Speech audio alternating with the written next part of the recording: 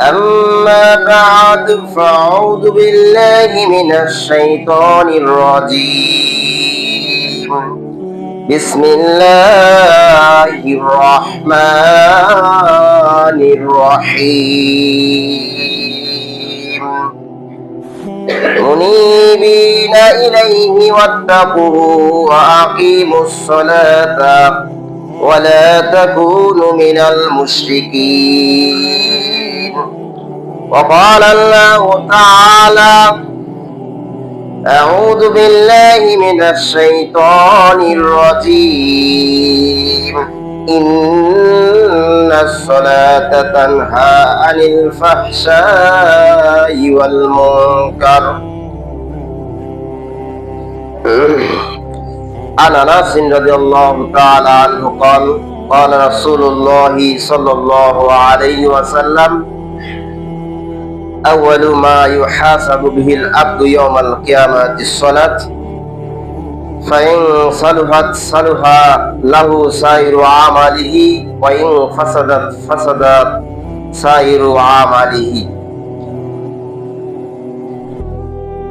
عن براء بن عازب رضي الله تعالى عنه قال قال رسول الله صلى الله عليه وسلم إذا سجدت فزا كفيك وارفع مرفقيك رواه মুসলিম। আলহামদুলিল্লাহ, সমস্ত প্রশংসা একমাত্র মহান আল্লাহ রাব্বুল আলামিনের জন্য, যে মহান রাব্বুল আলামিন এই দুনিয়াতে দুইটা কাল দিয়েছেন, খুব কঠিন কাল। সেটা হচ্ছে এক বসন্তকাল, দুই শীতকাল। শীতকাল আসলে মানুষের মন মেজাজ অন্যরকম হয়ে যায়, পানির কাছে যেতে চাই না, ঠান্ডা ভাব, বাইরে যাওয়া যাবে না, খালি গায়ে ঘোরাফেরা করা যাবে না, খুব কষ্টকর। কেউ হয়তো কালটাকে অনেকে গালিগালাজও করে, এরকমও মনে মনে ভাব নেয় যে আল্লাহ শুধু খালি এই কালটা কতদিনে পার করবে। আবার গ্রীষ্মকাল যখন আসে, বসন্তকাল যখন আসে, গরমের সময়, সে সময় যদি খালি একটু ফ্যান না থাকে, সে সময় একটু ঠান্ডা বাতাস না থাকে, অনেকে অনেক কিছু মন্তব্য করে ফেলে। কিন্তু আমরা বুঝি না যে এই কালগুলো কেন আসে, মানুষের উপরে দুইটা কাল আল্লাহ তাআলা কেন দিয়েছেন, আমরা এটা বুঝতে চাই না। এটা এই জন্য এসেছে, আল্লাহ রাব্বুল আলামিন যখন জাহান্নাম তৈরি করলেন, জাহান্নাম তৈরি করে যখন তাপ দেওয়া হলো, তখন জাহান্নামের আগুনটা সাদা হয়ে গেছিল। আবার সাদাটাকে কালো বানানো হয়েছে, কালোটাকে আবার লাল বানানো হয়েছে। এইভাবে যখনই একেবারে কঠিন গরম হয়ে গেছিল, তখন জাহান্নাম আর ফেটে শুধু চৌচির হয়ে বের হতে চাচ্ছে আগুনটা। তখন আল্লাহর কাছে জাহান্নাম ফরিয়াদ জানাচ্ছে যে আল্লাহ, আমরা আর এখানে থাকতে চাই না, খুব উত্তপ্ত হয়েছে। তখন আল্লাহ রাব্বুল আলামিন সেই জাহান্নামকে দুইটা নিঃশ্বাস নিতে বলেছিলেন। একটা হচ্ছে শীতকাল, যখন নিঃশ্বাস নেওয়া হয় তখন একবার শীতে পরিপূর্ণ হয়ে যায়। আর একটা হচ্ছে গ্রীষ্মকালে নিঃশ্বাস নিতে বলেছেন। এই নিঃশ্বাসের কারণে, জাহান্নামের নিঃশ্বাস নেওয়ার কারণে আমরা শীত ও বসন্তকাল দুইটা পাই।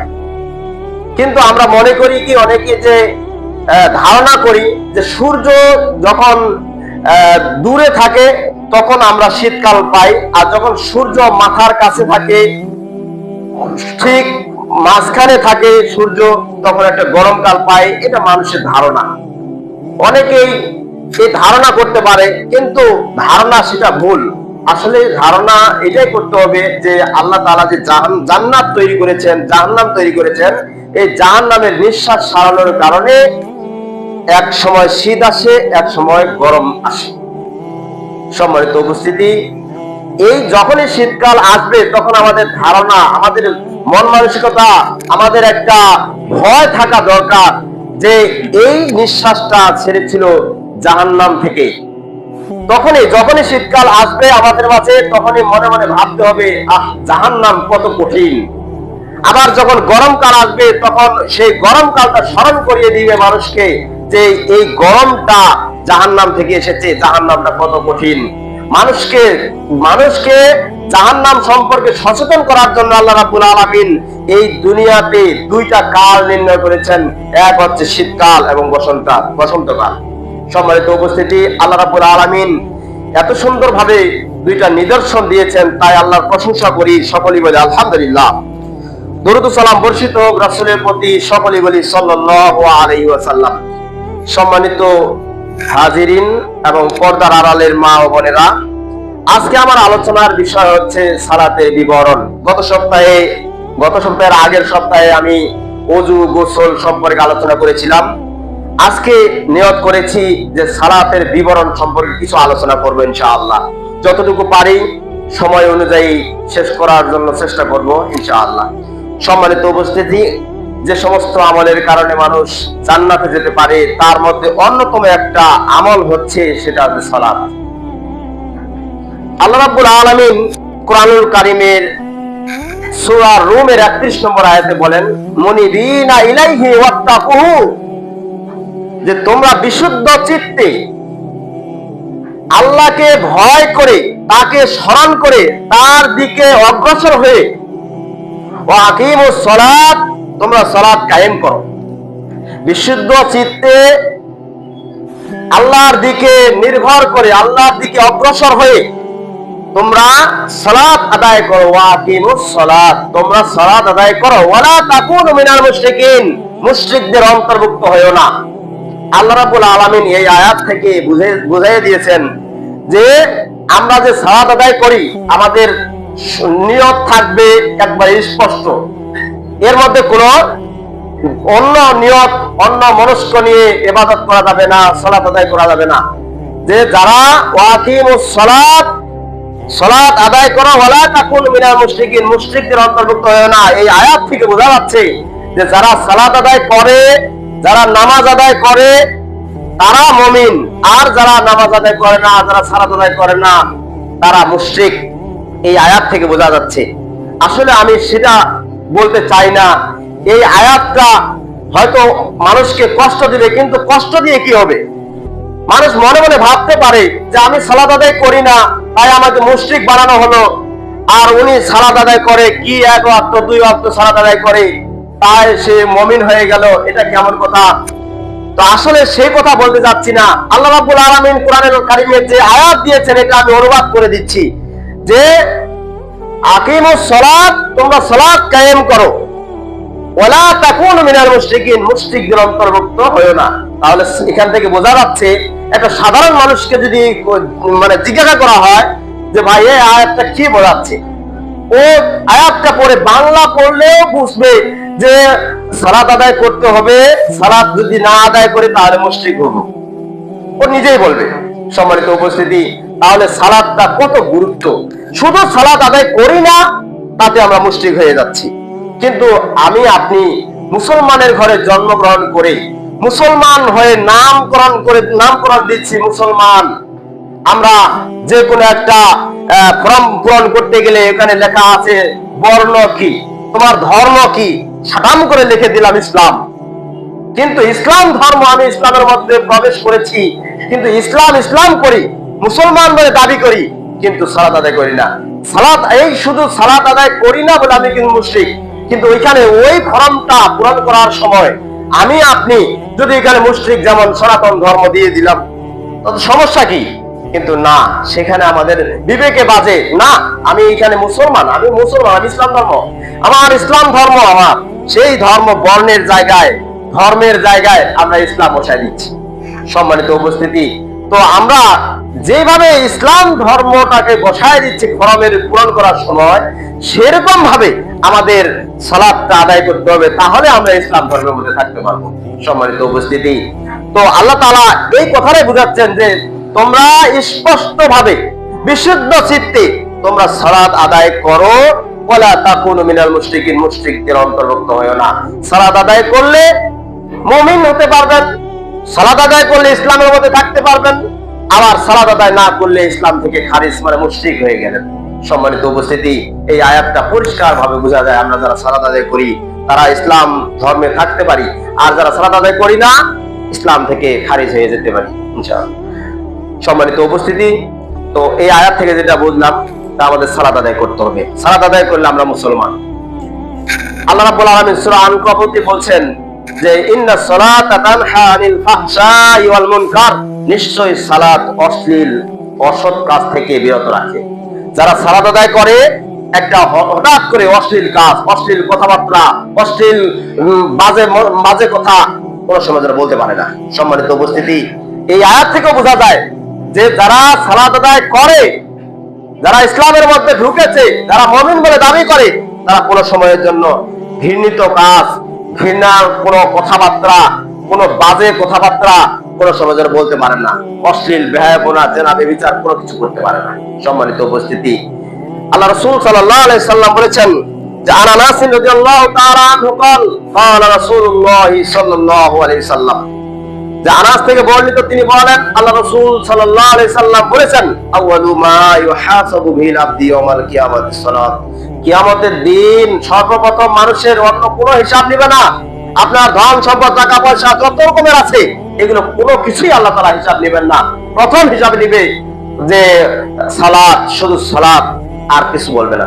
তুমি সালাত আদায় করেছো, কয় ওয়াক্ত পড়েছো, তোমার সালাত ঠিক আছে কিনা, এই সালাত সম্পর্কে জিজ্ঞাসা করা হবে। আউয়ালু মা ইউহাসাবু বিল আবদি ইয়াউমাল কিয়ামাতিস সালাত, কিয়ামতের দিন মানুষকে সর্বপ্রথম সালাত সম্পর্কে জিজ্ঞাসা করা হবে।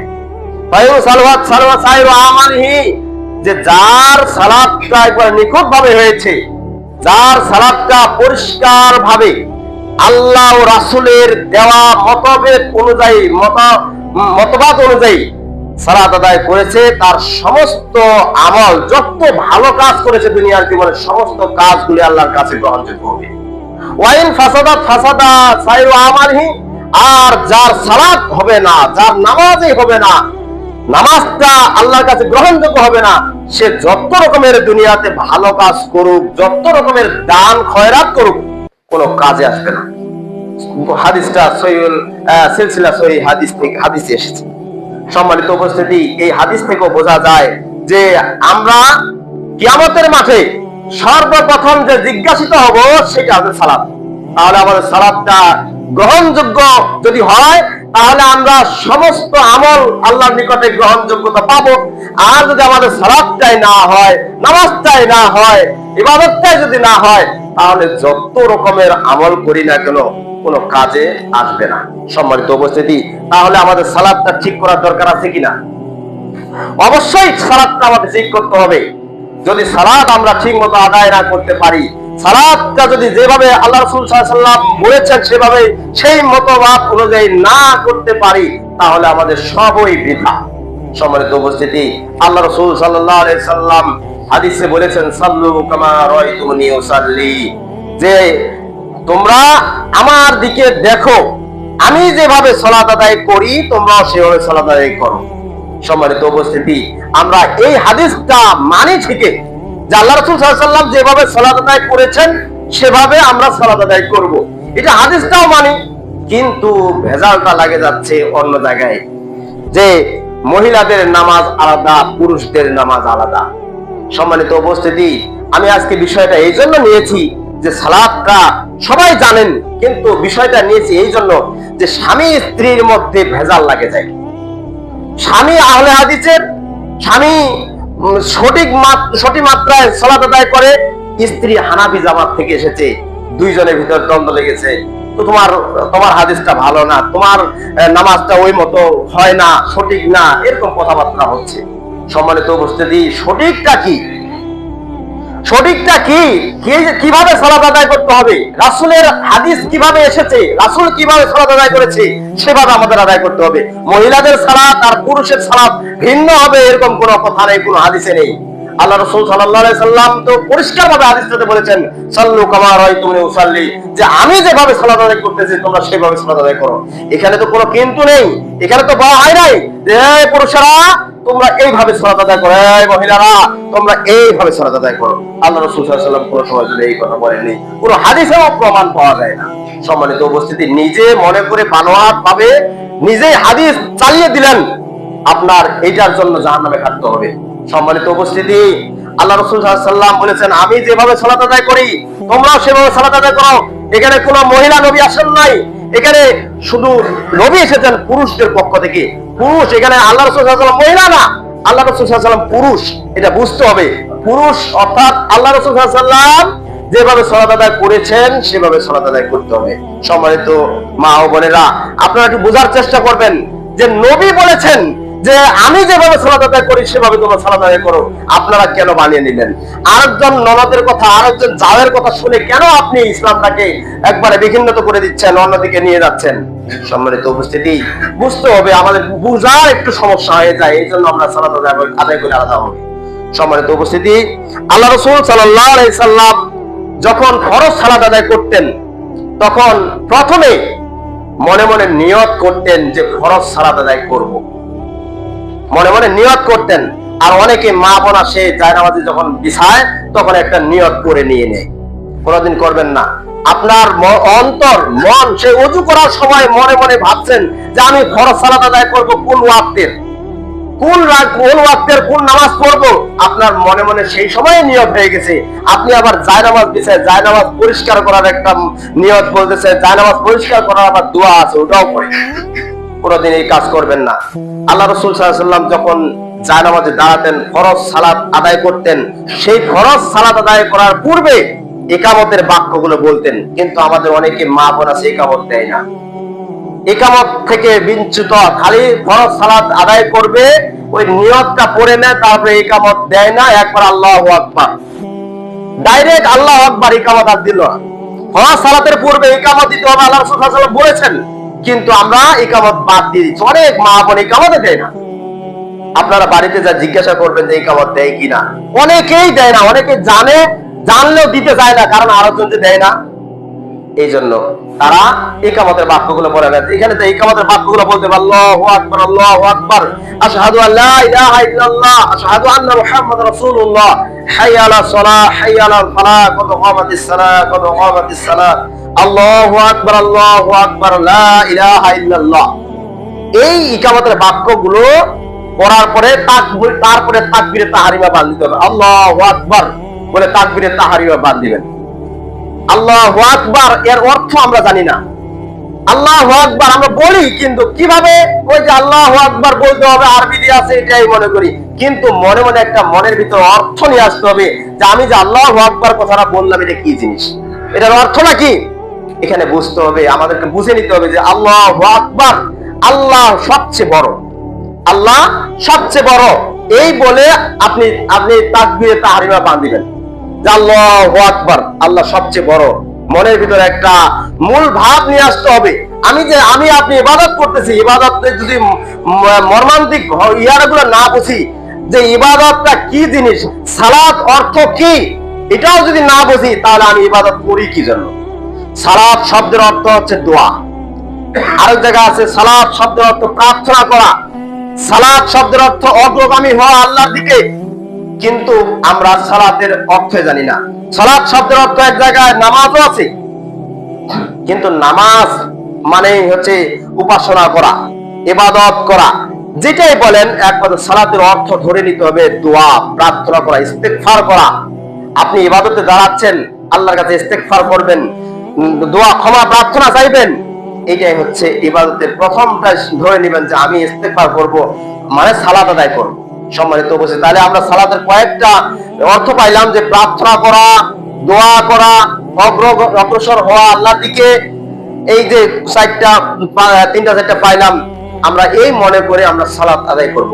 সম্মানিত উপস্থিতি, সালাত আদায় করার সময় আমরা যখন ইকামতের বাক্যগুলো বলি, ইকামতের বাক্যগুলো অর্থগুলো বুঝি না, তাকবীরে তাহরিমা বাঁধিলাম, তাকবীরের অর্থটা বুঝি না।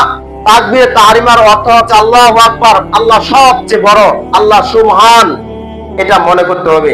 তারপরে কি করবেন, যে একটা ছানা আছে পাঠ করতে হবে। ছানাটা কিভাবে পাঠ করব? আমরা দুই রকমের ছানা পাঠ করি। একটা হচ্ছে আল্লাহুম্মা বাঈদ বাইনি ওয়া বাইনা খাতায়ায়া কামা বা'আদতা বাইনাল মাশরিক ওয়াল মাগরিব, আল্লাহুম্মা নাকিনি মিনাল খাতায়া কামা ইউনাক্কা সাবুল আবিয়াদ মিনাদ দানাস, আল্লাহুম্মা আগসিল মিনাল খাতায়া বিল মাই ওয়াস সালজি ওয়াল বারাদ। এটা একটা ছানা। আর সুবহানাকা আল্লাহুম্মা ওয়া বিহামদিকা ওয়া তাবারাকা ইসমুকা ওয়া তাআলা জাদ্দুকা ওয়া লা ইলাহা গায়রুক। এটা একটা ছানা। ছানা দুইটাই পাঠ করতে পারবেন, কিন্তু অর্থগুলো একটু বুঝতে হবে। ছানা যে আমি পাঠ করি, এই ছানাটার অর্থটা কি? যদি আমরা বেশি সহি শুদ্ধ বুখারী শরীফের যে হাদিসটা এসেছে, সেই বুখারী এবং মুসলিমে এই হাদিসটা এসেছে, সেটা হচ্ছে আল্লাহুম্মা বাইদ বাইনি ওয়া বাইনা খাতায়ায়া কামা বা'আদতা বাইনাল মাশরিকি ওয়াল মাগরিব। এই শুধু এই হাদিসে এই অংশটা এসেছে, কিন্তু আর তিরমিজি হাদিসে এসেছে এই হাদিসটা, সেটা হচ্ছে সুবহানাকাল্লাহুম্মা ওয়া বিহামদিকা ওয়া তাবারাকা ইসমুকা ওয়া তাআলা জাদ্দুকা ওয়া লা ইলাহা গায়রুকা। এইটা হাদিসের চাইতে বেশি প্রসিদ্ধ, সেটা আল্লাহুম্মা বাইদ বাইনি ওয়া বাইনা খাতায়া। এটা এই ছানাটা, এই ছানাটার অর্থগুলো যদি জানেন, যে আল্লাহুম্মা বাইদ বাইনি ওয়া বাইনা খাতায়া কামা বা'আদতা বাইনাল মাশরিকি ওয়াল মাগরিব। হে আল্লাহ, তুমি আমার এবং আমার গুনার যে গুনাহগুলো রয়েছে, এগুলোকে এতদূর দূরত্ব করে দাও যতদূর পূর্ব এবং পশ্চিমে দূরত্ব করে দিয়েছে। এটার অর্থ আল্লাহুম্মা বাইদ বাইনি ওয়া বাইনা খাতায়ায়া কামা বা'আদতা বাইনাল মাশরিকি ওয়াল মাগরিব। হে আল্লাহ, আমার এবং আমার গুনাহগুলোকে আমার কাছ থেকে এত দূরত্ব করে দাও যে পূর্ব এবং পশ্চিমে যত দূরত্ব আছে এত দূরত্ব করে দাও আমার পাপগুলো। তারপরে আল্লাহুম্মা নাক্কিনি মিনাল খাতায়া কামা ইউনাক্কা সাওবুল আবিয়াজ মিনাত দানাস। হে আল্লাহ, আমার গুনাহগুলোকে এমন ভাবে পরিষ্কার করে দাও, যেমনই ভাবে একটা সাদা কাপড়ে যদি ময়লা লাগে সাবান দিয়ে ধুইলে যে পরিষ্কার হয়ে যায়, সেরকম ভাবে আমার গুনাহ খাতাগুলো তুমি পরিষ্কার করে দাও। আল্লাহুম্মা আগসিল মিনাল খাতায়া বিল মাই ওয়াস সালজি ওয়াল বারদ। হে আল্লাহ, আমার গুনাহ খাতাগুলো ধৌত করে দাও পানি দ্বারা, মাও মানে এখানে পানি দ্বারা, আবার সালজে বরফ দ্বারা এবং শিশির দ্বারা আমার গুনাহ খাতাগুলো তুমি পরিষ্কার করে দাও। সম্মানিত উপস্থিতি, এই ছানাটার অর্থ হচ্ছে এইটা। আরেকটা ছানা যেটা সুবহানাকা আল্লাহুম্মা ওয়া বিহামদিকা, হে আল্লাহ, তুমি পবিত্র, তোমার এই প্রশংসা, তুমি প্রশংসিত। ওয়া তাবারাকা ইসমুকা, এবং তোমার নামের বরকতে, ওয়া তাআলা জাদ্দুকা ওয়া লা ইলাহা গায়রুক, এবং তুমি ছাড়া আর কোনো মাবুদ নেই। এটার অর্থ হচ্ছে এইটা। সম্মানিত উপস্থিতি, তাহলে অর্থের দিক দিয়ে দেখা যাচ্ছে যে প্রথম যে ছানাটা বললাম, এই ছানাটা সবচেয়ে উঁচু, মানে সবচেয়ে উৎকৃষ্ট। আর পরে যেটা ছানা বললাম, এই ছানাটা একটু অর্থের দিক দিয়ে কম। তাহলে আমাদের ওই ছানাটা, প্রথম ছানাটাই পড়া বেশি ভালো। কিন্তু আমরা এটা মুখস্থ করি নাই, শর্টকাট পাইছি, আমরা শর্টকাট জীবন, সৃজনশীল জীবন আমরা চালাচ্ছি, সব সময় শর্টে মারে দিচ্ছি। আবার নামাজে দাঁড়াইলে হুজুর একটু শর্টে সূরা বলেন, কিন্তু শর্ট আর ব্রড এটা সম্পর্কে আমরা বুঝি না, যে শর্ট জিনিসগুলা সবচেয়ে হয়তো ভুল হতে পারে, কিন্তু ব্রড জিনিসগুলো একটু বেশি পড়বেন, বেশি মুখস্থ করবেন, তো এটার দিক দিয়ে হয়তো ভালো কিছু হতে পারে। কিন্তু আমরা ছানা একটাই মুখস্থ করেছি, ছোটটা। কিন্তু আপনারা, আপনি চেষ্টা করব বড় ছানাটা, যেটা হচ্ছে আল্লাহুম্মা বাইদ বাইনি ওয়া বাইনা খাতায়া কামা বা'আদতা বাইনাল মাশরিকি ওয়াল মাগরিব। আল্লাহুম্মা নাক্কিনি মিনাল খাতায়া কামা ইউনাক্কা সাওবুল আবিয়াজ মিনাত দানাস। আল্লাহুম্মা আগসিল মিনাল খাতায়া বিল মাই ওয়াস সালজি ওয়াল বারদ। এই ছানাটা মুখস্থ করার জন্য চেষ্টা করব। তারপরে কি বলবো? তারপরে একটা দোয়া আছে, ছানাটা পড়লেন, তাকবীরে তাহরিমার পরে এই ছানাটা পড়লেন, পড়ার পরে তাউস ও তাসমিয়া পড়তে হবে, যেটা তাফসীর ইবনে কাসিরে এসেছে, হাদিসে এসেছে।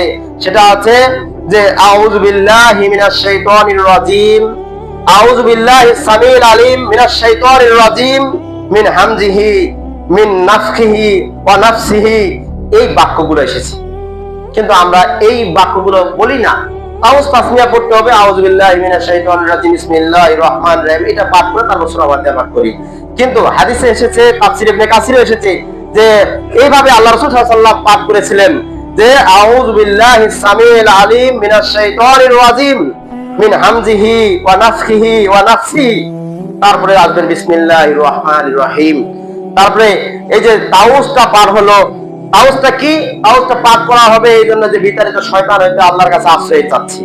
এটা মনে মনে একটা আপনার বাংলায় অনুবাদ থাকতে হবে। আপনি যদি না বুঝেন, না বুঝে ইবাদত করেন, তাহলে তো কোনো কাজে হবে না। একটা না বুঝে যেখানে সেখানে সই দিলেন, আপনি একটা যেখানে সেখানে না বুঝে সই দিলেন, সেই সিগনেচার আর সইটা কত একটা বড় ধরনের ক্ষতি করতে পারে আপনি কি জানেন?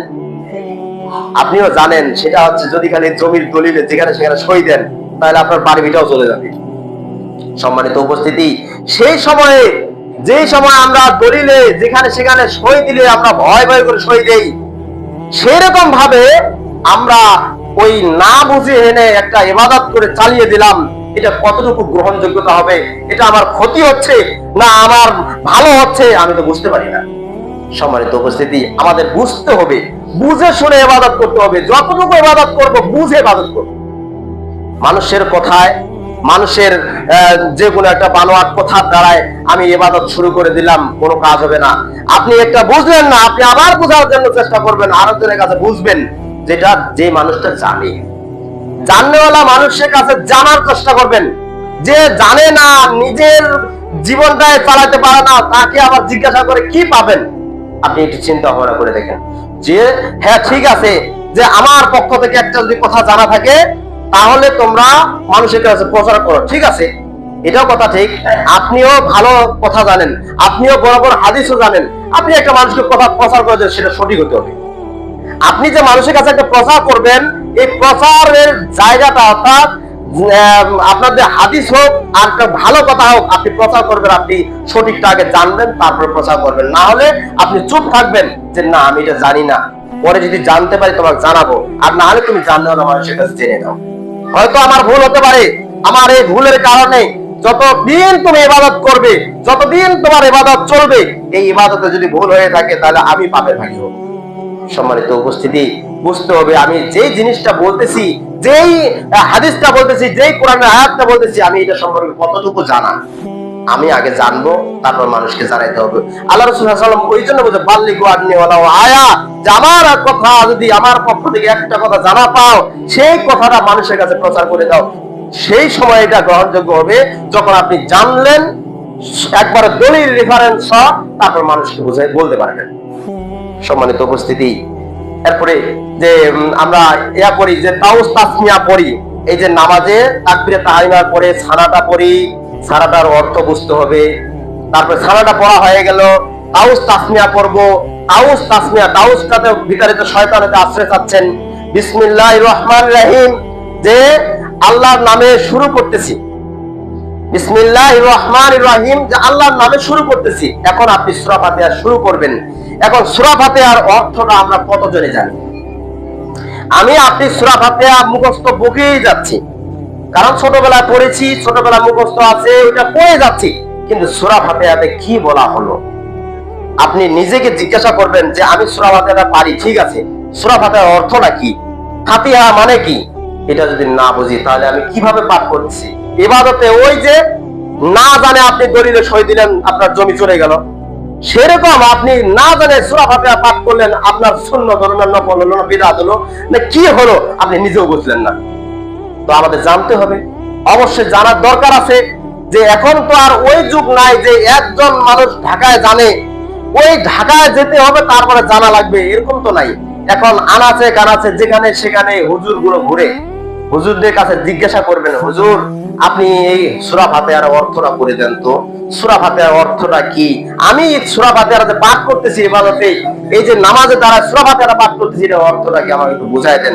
আমি ওই অনুযায়ী যদি অর্থগুলো ধারাবাহিকভাবে না বলতে পারি, আমার মনের ভিতরে একটা আগ্রহ জাগবে যে আমি এই কথাটা বুঝি বললাম, আল্লাহর কাছে এই জন্য ফরিয়াদ করলাম, আল্লাহর কাছে এইটা চাইলাম। এই জন্য আমি প্রথমে বলেছি যে সালাত অর্থ হচ্ছে দোয়া। সালাত অর্থ কি? দোয়া।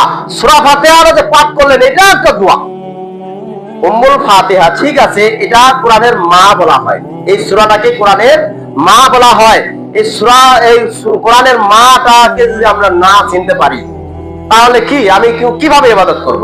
সম্মানিত উপস্থিতি, তাহলে তাউস তাসমিয়ার মানে আমরা বুঝলাম যে তাউস মানে কি, আউযু বিল্লাহি মিনাশ শাইতানির রাজিম, যে বিতাড়িত শয়তান হতে আমি আল্লাহর কাছে আশ্রয় চাচ্ছি। বিসমিল্লাহির রহমানির রহিম, আল্লাহর নামে আমি শুরু করতেছি। তারপরে শুরু করবেন কি, আলহামদুলিল্লাহি রাব্বিল আলামিন, সমস্ত প্রশংসা আল্লাহ তাআলার জন্য, যিনি বিশ্ব জগতের প্রতিপালক। সমস্ত প্রশংসা কার জন্য করবেন? আল্লাহর জন্য, অন্য কারোর জন্য প্রশংসা করবেন না।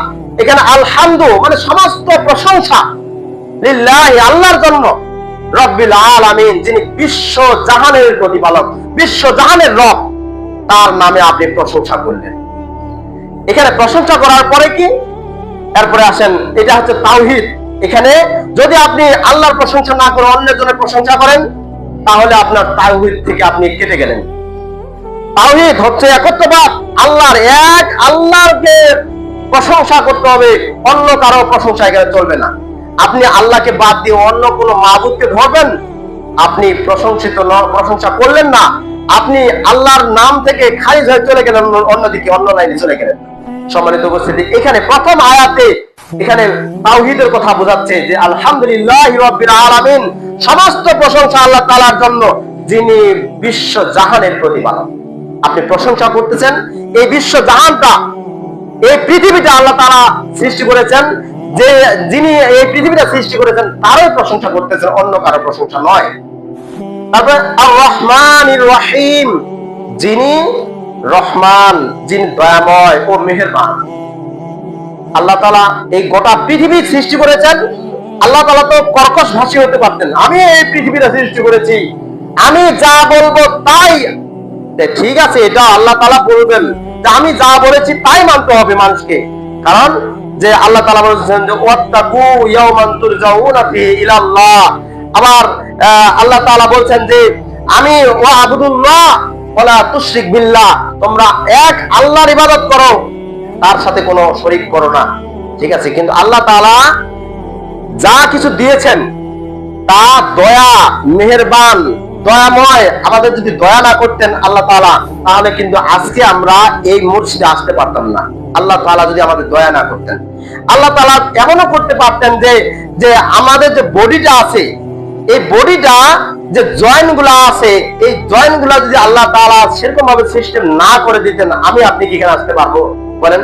জীবন আছে, আমার হাত পা সবই আছে, কিন্তু চলার যে ক্যালসিয়ামটা, এই যে রক্তটা আমার আছে, যদি আল্লাহ তাআলা রক্তটা না দিত, মেহেরবান দয়াময় না করতো, দয়া না করতো আমাকে আপনাকে, তাহলে আমি আপনি এখানে আসতে পারতাম না। তো আল্লাহ তাআলা এখানে বোঝাচ্ছেন যে আমি যে সমস্ত বিশ্বের প্রতিপালক, আমি দয়াময় এবং মেহেরবান, যে আমি খালি দুনিয়াটা সৃষ্টি করে এনে তোমাদের ক্ষান্ত করে দেইনি, আটকায় দেই নাই। এর মধ্যে যত রকমের বরকত, রহমত, এমনকি যত রকমের গাছপালা, বন জঙ্গল, চলার যত রকমের বস্তু আছে, সবগুলো আমি মেহেরবান, আমি দয়া করে তোমাদেরকে দিয়ে দিয়েছি। বলেন সুবহানাল্লাহ।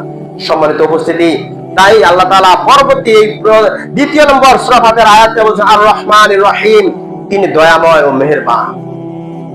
এরপরে আল্লাহ তাআলা বলছেন মালিক ইয়াউমিদ্দিন, যিনি বিচার দিবসের মালিক। আল্লাহ তাআলা বলছেন যিনি বিচার দিবসের মালিক, মানে কি যে একদিন আমাদের বিচার হবে। আমরা এই দুনিয়াতে এসেছি পরীক্ষার জন্য, এই পরীক্ষার ফলাফল কি হয়েছে না হয়েছে, ভালো করেছেন খারাপ করেছেন, সবগুলাই আল্লাহ তাআলার কাছে জমা আছে। আল্লাহ তাআলা সেই কিয়ামতের দিন সবাইকে এভাবে আস্তে আস্তে বের করতে ধরবে যে তোমার আমলনামা তুমি নাও। হয়তো সেদিন আমরা কেউ ডান হাতে পাবো, হয়তো কেউ বাম হাতে পাবো, এরকম হবে। কিন্তু আল্লাহ তাআলা আমাদের তো দুনিয়াতে সিলেবাস ফাঁস করে দিয়েছেন। আল কোরআন, কোরআন পড়ে আল্লাহ রাসূলের মাধ্যমে হাদিস শুনে তোমরা সেরকম ভাবে ইবাদত করো, সঠিক মাত্রায় যদি ইবাদত করতে পারো তাহলে সবকিছু হতে পারে, হয়ে যাবে। আর যদি আল্লাহ রাসূলের মত যদি আমরা ইবাদত না করতে পারি, আল্লাহ তাআলা যেভাবে বলছেন, যেভাবে সালাত আদায় করতে বলছেন সেভাবে আমরা না করি, তাহলে তো আমরা সব বিফলে পড়ে যাব। সম্মানিত উপস্থিতি, তাই আল্লাহ তাআলা বলছেন মালিক ইয়াউমিদ্দিন, বিচার দিবসের মালিক।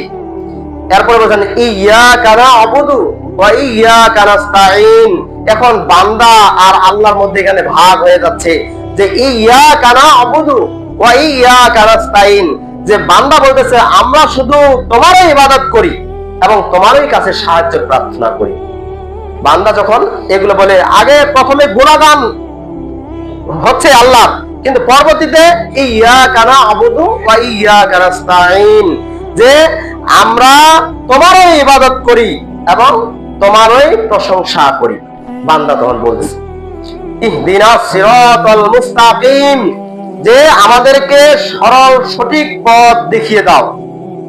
মুস্তাকিম, সহজ সরল পথ দেখিয়ে দাও। আল্লাহ তাআলা বলতেছেন, হ্যাঁ, এখানে বান্দাকে সহজ সরল পথ দেখানোর ব্যবস্থা করে দিচ্ছেন।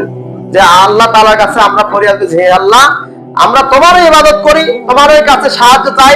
এরপরে আল্লাহ তাআলার কাছে আবার বলা হচ্ছে, সিরাতাল্লাযিনা আনআমতা আলাইহিম, ইহদিনাস সিরাতাল মুস্তাকিম, সহজ সরল পথের সন্ধান দাও।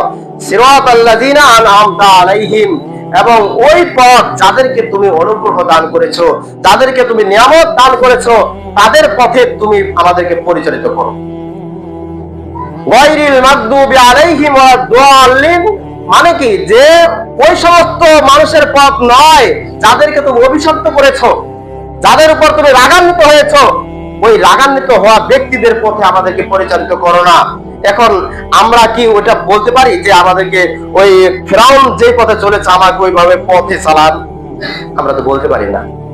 আমরা প্রথমে চেয়েছি যে সিরাতাল্লাযিনা আনআমতা আলাইহিম, আমাদেরকে ওই পথে পরিচালিত করো, ওই পথে নিয়ে যাও যেই পথে তুমি, যেই মানুষগুলোকে তুমি অনুগ্রহ করেছো, নিয়ামত দান করেছো, তোমার আদেশ নির্দেশ সবগুলো মেনেছে, ওই সমস্ত মানুষদের পথে তুমি পরিচালিত করো।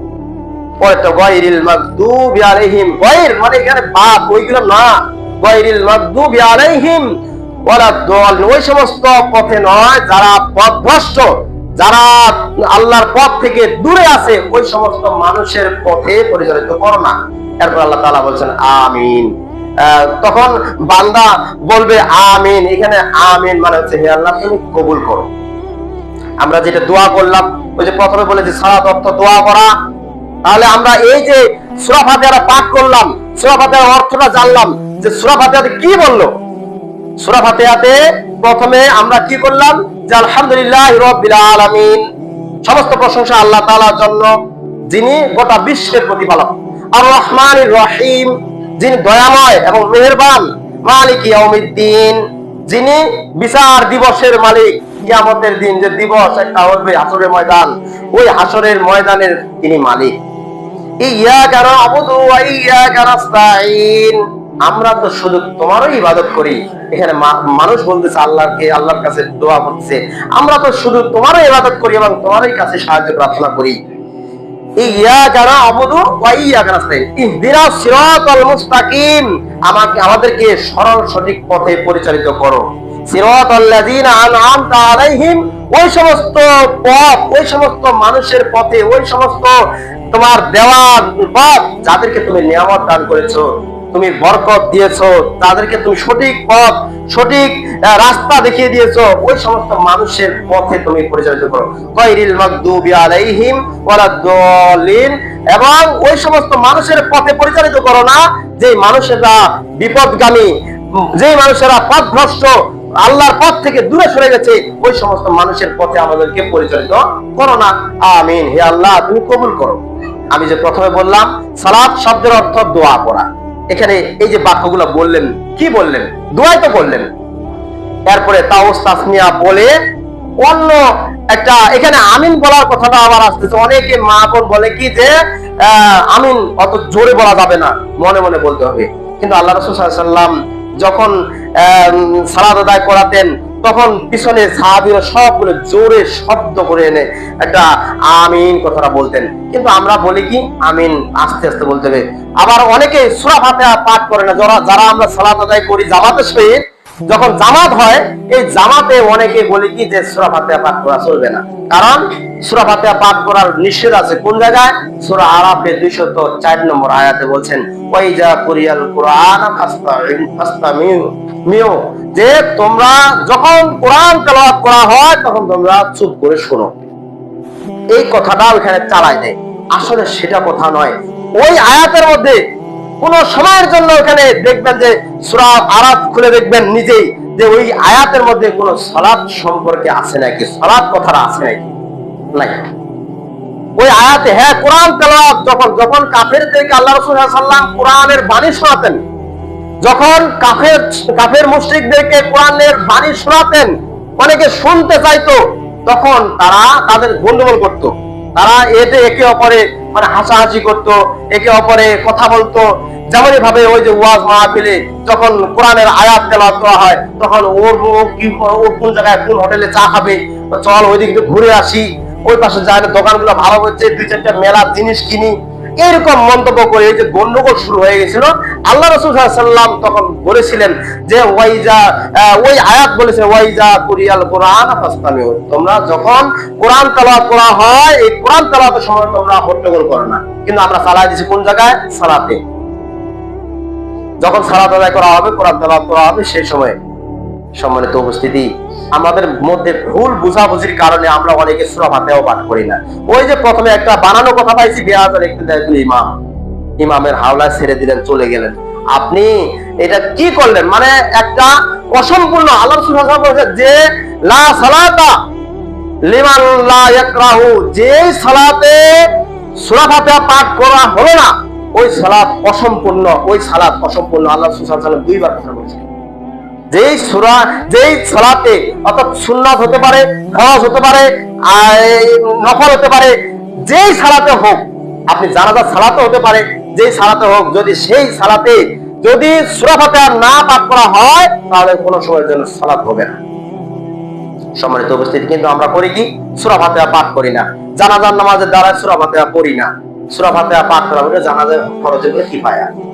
সম্মানিত উপস্থিতি, যত রকমের কথা বলেন, কারণ ওই হাদিসটার কাছে যা ঠিকে যাইতে হবে যে লা সালাতা লিমান লা ইয়াকরাহু, যে তোমরা যখন তোমরা যেই সালাতে সূরা ফাতিহা পাঠ করা হয় না ওই সালাত সম্পূর্ণ হয় না।